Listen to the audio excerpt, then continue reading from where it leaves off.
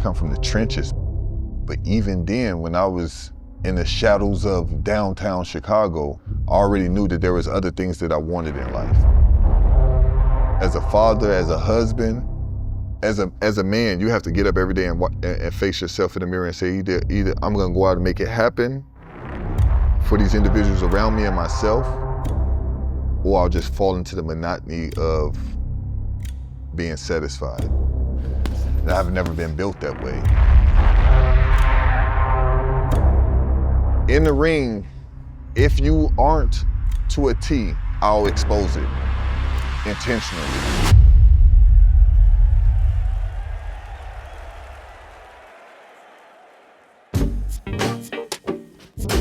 You're here with Clyde Johnson, AKA Clyde G's, AKA Godzilla.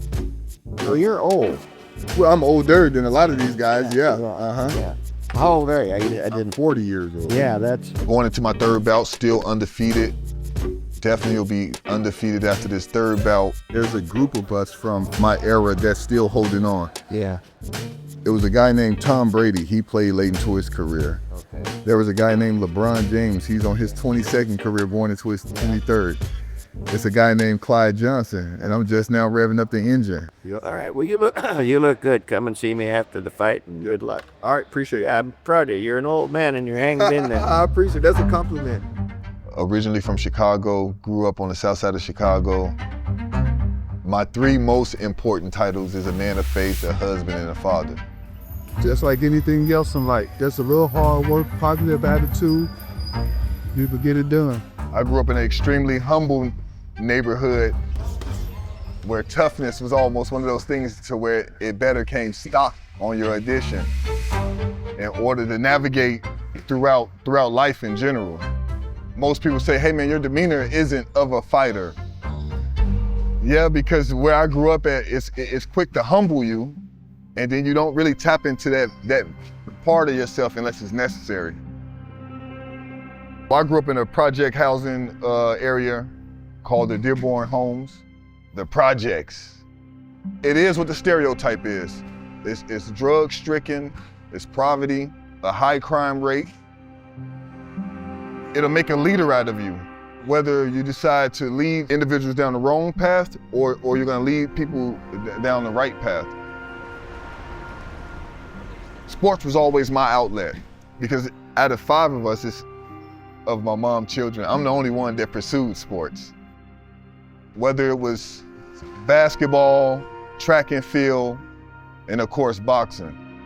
And it was my way to make it out of the trenches of our neighborhood and see other things. So I always said, hey look, when I'm done hooping, I'll try boxing. 2014, go out to Ord, Nebraska to participate in this small tournament that they host. I get in the ring, the first round I'm feeling good. Second round, midway through it, I start realizing, well, this takes more condition than I thought. Winner by way of TKO, Dale Gomez. I lost. Knowing that the Golden Gloves tournament was 2 months away, I immediately, after that Saturday, got back to Lincoln and began training. Fast forward 2 months, my first Golden Gloves tournament locally, I win the novice tournament here for the state of Nebraska. And then it kind of takes off from there. 2016, now I'm open. I started taking these bouts and became a Golden Glove National Tournament eligible. I moved to Des Moines, Iowa. That's where I grew as a fighter. In Iowa, you can almost fight every weekend. I put my foot on the gas. I end up only having 5 total losses out of my amateur career.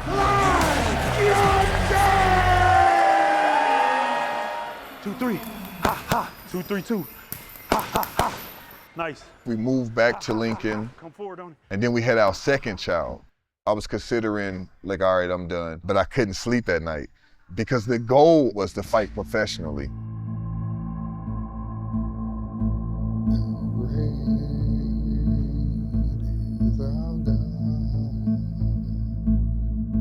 The worst thing that can happen is getting up there and seeing things moving around for the first time when you're about to start the bout.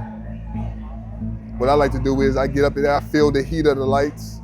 I kind of get my depth perception going, and then visualize that first round. That first round is really important. That's gonna set the tone, how I wanna move, what I wanna defend.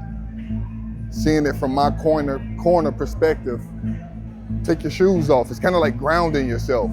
Take your shoes off, take it all the way up to your soul. And then right at the right time tonight. All these sacrifices that I make and all the time that I spend here at the gym doing this or being away from home, I better win. I know that I'm not only representing myself, my family, my team, but I'm a huge representation of Southside boxing in the complex, so I make sure that I'm at my best. Come fight night, it's just you. It's lonely. You climb into the ring and it becomes extremely lonely. So either fight or flight. Either you're gonna rely on what you've worked on, or this adverse situation is gonna break you. And the entire time I'm thinking to myself going into the bout, I'm about to break you. I'm about to break you. And I'm gonna do it intentionally, right here in front of everybody. Just because for some reason you decided to step in here and think that you outworked me, that's when it becomes offensive.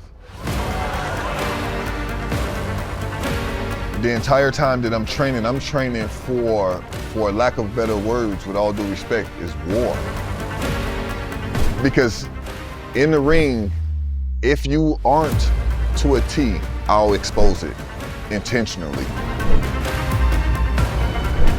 What happens when that adverse times come? Because they're coming, do you fold or do you find a way to just fight through it?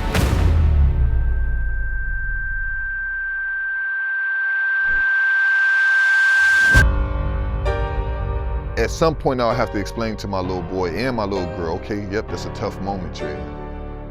When things got tough, I did see what you do. I did see how you handle that. So that's what the fight is.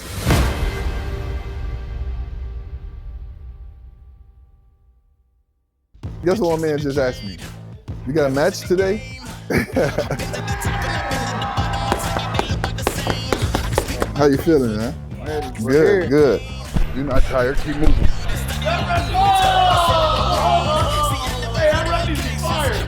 Told him just keep his head up. I have respect for him because it takes a lot for people to get in there. The body. Ha, ha, ha, ha. Yep, big. Good slip on both y'all's part. Shit. Came in our house, the whole team, you wanted to run your fucking mouth. One of them say, hey look man, you a family man, you ain't no boxer.